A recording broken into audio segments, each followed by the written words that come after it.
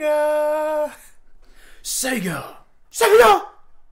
They actually said it like that too sometimes in commercials. Sega. Telling you, man, the 90s were all about being edgy. So, Sega has something that they call Road to 2020. And it is a plan that they Is it about eyesight? It has nothing to do with eyesight. I'm pretty sure it's the year 2020. Oh, okay. Okay. And they're basically going to pull a Capcom / Square Enix where they will be reviving some of their major IPs. Because they have a lot of those, right? Well, they have a lot that they haven't worked on in years, and it seems like back in the early 2000s, like we were talking about Jimmy Hatcher, they had Billy Hatcher. That's right. Don't do like that. Well, I never played it. Billy Hatcher. We had Shenmue, in early 2000s, and it seemed like there was a point in time, especially during the Dreamcast era, where they were getting very experimental. Of course, the Dreamcast failed. Sega decided to become a software company at that point, and they pretty much just started pushing out Sonic titles. Pooping out Sonic titles. So, yes. Pooping, Steven. Because most of them were crap. That's what I'm told. A lot of them. I just don't understand. Some of them. I don't understand the words that I'm hearing. You think all of them are great? I don't think all of them are great. I do think that there's only maybe like a handful one or of two really good ones. One or two really bad ones that you should just avoid altogether. Yeah. Like 06. I don't think 06 is that bad. I really don't. I just think it's funny, the whole human. We just need to make a topic of that, like why Steven doesn't think 06 is that bad of a game. Maybe next time. And there's plenty of and while you're waiting, hey, maybe next week on the 50th we'll have a debate about Sonic 06. And it'll just be me against everyone. Yeah.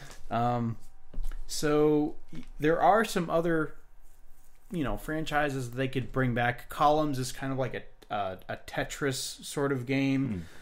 Comic Zone was one kind of game where it was very late on the Sega Genesis, but you played the game like you were in a comic book, and you'd go from like panel to panel. That's pretty cool. In the book. Yeah, it was very stylized. A lot of people who played it swear by it. You have Vector Man, that's kind of like it's kind of like an Earthworm Jim, but you probably don't even know who Earthworm Jim is.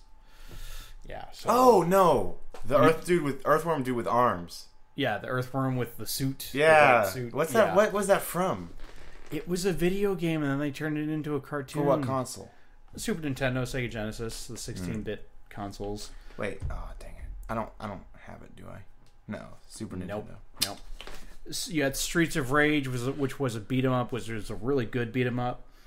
Streets of Rage. Knights, or the full title is Knights into Dreams, which was made by Sonic Team. That's kind of a weird one. It's kind of like you fly around and collect things, and there's time. I don't know. Like I've never played the game. I've never heard anyone be able to describe the game well enough for me to understand it. It's a weird one, but it's out there. Burning Rangers, which was, I want to say... That sounds fun. I want to burn some Rangers. It was a third-person action game on the Dreamcast. And yeah, of course, there's Shenmue, which may be getting... Shenmue? Shenmue. Oh, I was like, is there a game about SeaWorld? No. Blackfish, the video game? Nothing like that. But they are currently involved in, of course, Yakuza, which they're making games for Football Manager, Persona, and Total War. And of course, Sonic. Can't forget about him. But the thing is Sonic and these other games that come out pretty sparingly aren't enough to carry the company. Like, as popular, it's kind of like, imagine if Nintendo just tried to make most of their games Mario. Mm-hmm. You kind of make that argument that they do, but they really don't. They have have a ton of different game franchises that delve into different game genres. Mm-hmm. So, I mean, any game you want to play, Nintendo has it. They've even, done shooters now with Splatoon, which is kind of like their shooter IP. So Sega really needs to, and the same thing goes for Capcom and Square Enix. Square Enix, you might think Final Fantasy but they're also involved in. They were involved with the Hitman series recently. Oh yeah. They've done they've been involved with the Tomb Raider games. Don't they also make Fire Emblem? No, that's Nintendo. What's that other game? It's kind of like Fire Emblem and Final Fantasy. Final Fantasy Tactics? No. Never mind. But yeah, I mean they've got their their hands in several pots.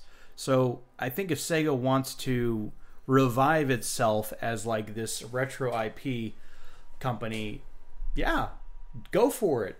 Bring these series back from like a long time ago, and don't treat it like Golden Axe. I want to say last generation with PS3 and 360, they brought a Golden Axe game and they gave it to some like really pathetic studio to develop it, and it was terrible. It was not the revival that a game like Golden Axe needed. Golden Axe is another beat 'em up game, but it's kind of like, wizards and warriors and dwarves and all, and very fantasy based. Yes, they could do this. I think this would be go for it. This would be a great idea. I'd love to see a modern day Billy Hatcher. Billy, not Jimmy. Not Jimmy.